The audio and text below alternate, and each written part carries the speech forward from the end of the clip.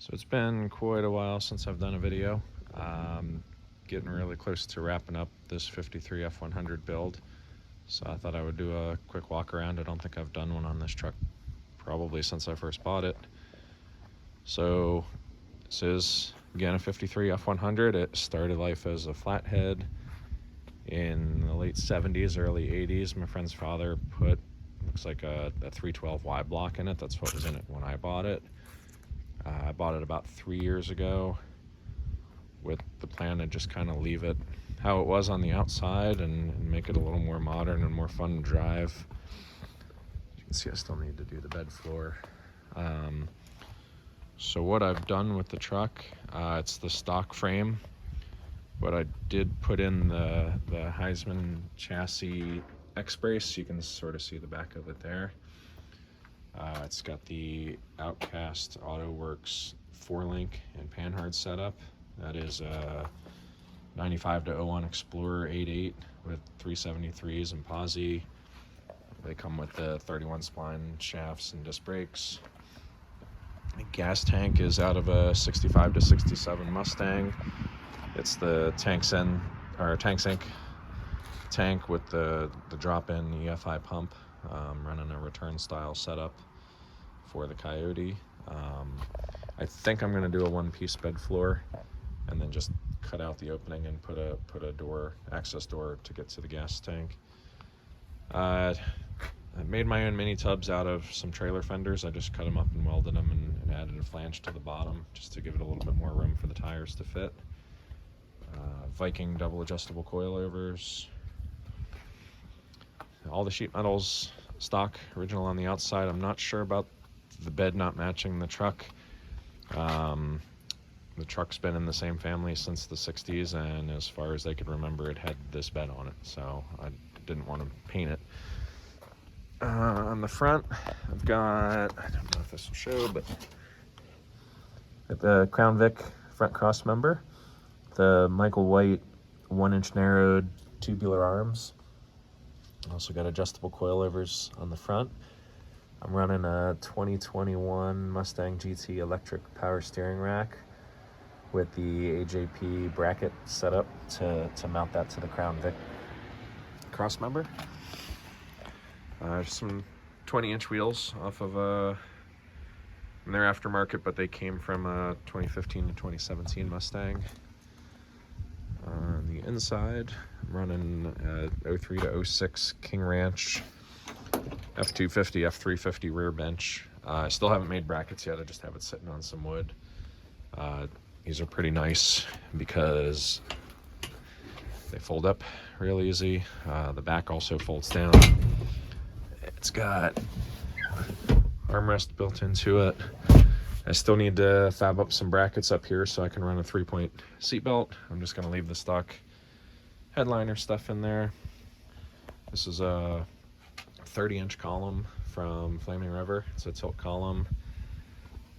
It's actually the 15-inch Modalita steering wheel that I had in my 65 Mustang. When I changed it, I swapped that out, but it's a tilt column. Because I'm running the Gen 1 Coyote with the 6R80, I really wanted to utilize the sport mode, so I got this paddle shifter set up from Twist Machine. The seems really nice. I haven't had a chance to try it yet. I still need to have some tuning done and work out some odds and ends, but I got the control pack from Power by the Hour, which utilizes the sport mode, so I had all the wiring leads that I needed for that. So with my shifter, I'll change my indicator here, but it will also show up on the Dakota Digital what gear I'm in. It won't show individual gears in the sport mode, but it will show park, reverse, neutral, drive, and sport. So I have the block off here so it won't go down and below sport. So I'll just change the labels here. So instead of having the 2-in-1, I'll have a sport there instead. As far as switches, I had the original choke handle here. It's not hooked up to anything, but I put it in to fill the hole in the dash. This one is for activating the line lock. Once it's activated, the button here to actually set it. Original wipers, they work. Original headlight bezel. It's an aftermarket switch from Painless. Also an aftermarket ignition from Painless. I couldn't get the horn button to work, but I wanted to utilize the original center from the steering wheel, the 50th anniversary logo, so I did mount that to the steering wheel, and I've just got the horn set up on a button here that when the headlights are on, the horn part illuminates. This just has a rubber plug. I plan to put a power outlet in here so you can charge your phone, and I'll just have a phone mount or something. I'm not running a radio. No heat, no air conditioning, so everything under the dash is open for all the wiring. The ECU is actually up under the dash. Here's the pedal out of the 2012 Mustang, the donor car that I used for the engine and transmission. And then I'm running an aftermarket power brake setup from CCP as well, since that I having the brake pedal come up out of the floor, everything's mounted up under the dash. It's a little messy under here, but you can see the control module for the Dakota Digital, and then a fuse box for the Painless. I just bought a universal 20 circuit harness from Painless to wire the whole truck, rather than getting a 53, 56 specific one, since I was changing so much anyway, and that it was a third of the price, and it worked out great. So under the hood, see if I can.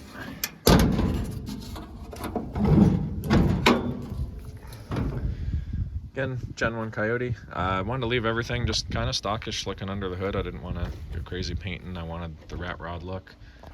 So as part of the return system, here's a 4 fuel pressure regulator. Again, set up for return style. It just goes right into the Coyote fuel rail. Got Boss 302 intake that I got from 5 Star Tuning up at Carlisle over the summer at the truck show. And then I've got a stock style 53 replacement radiator, aluminum radiator. It was a little tricky making up some radiator hoses to get that to work with the Coyote, but I did get it all to work out. Stock Coyote exhaust manifolds. Here's the steering shaft setup going into the 2021 Mustang GT rack down there. Everything there seems to work out really well. There's the line lock, the Hurst roll control, the rest of the power brake setup. Original horns, they still work, they sound awesome.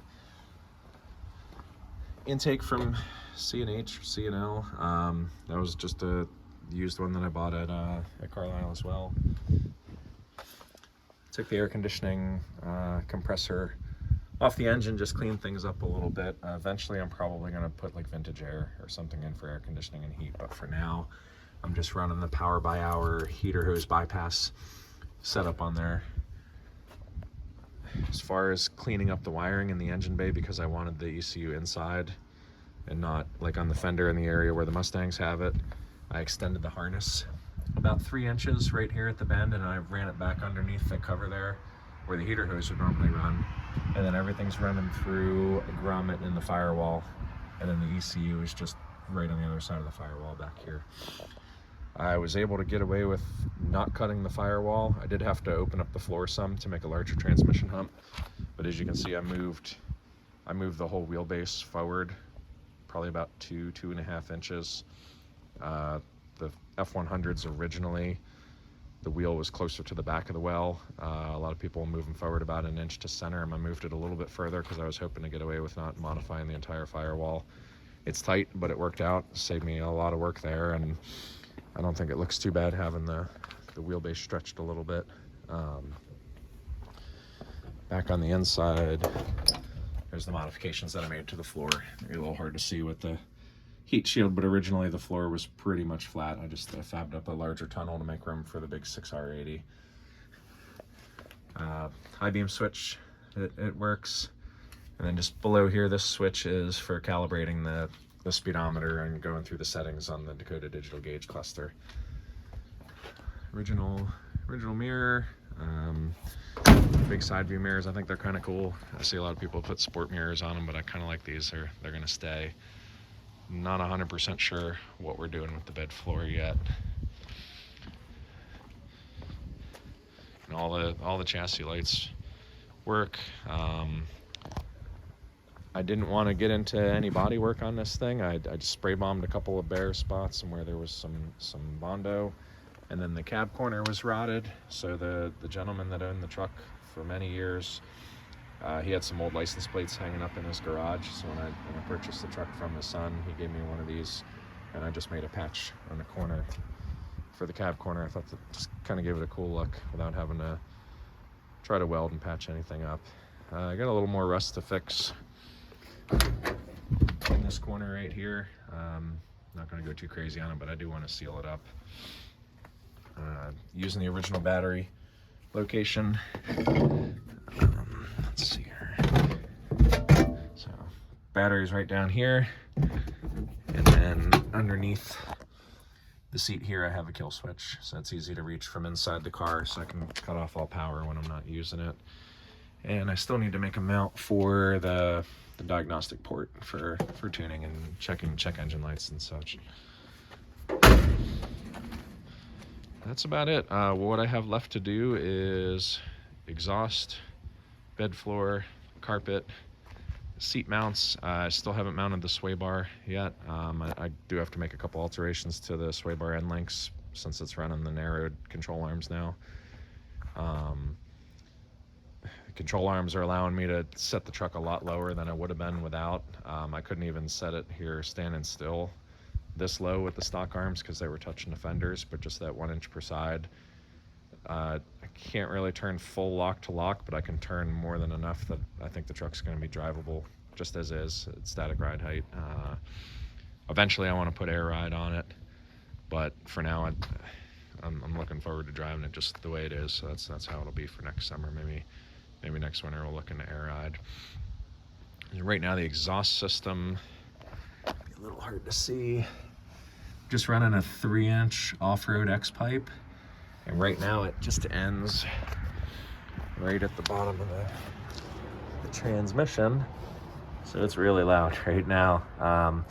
Not sure what mufflers I want to put on yet, but what I do plan to do, I think, is I'm gonna run cutouts right here and just run side exit, just flush with the sides of the running boards. I think that'll kind of give it a cool look. And the running boards are kind of beat up anyway, so I don't feel too bad cutting some holes in them. That's it. Should be definitely on the road and hitting some local shows this spring.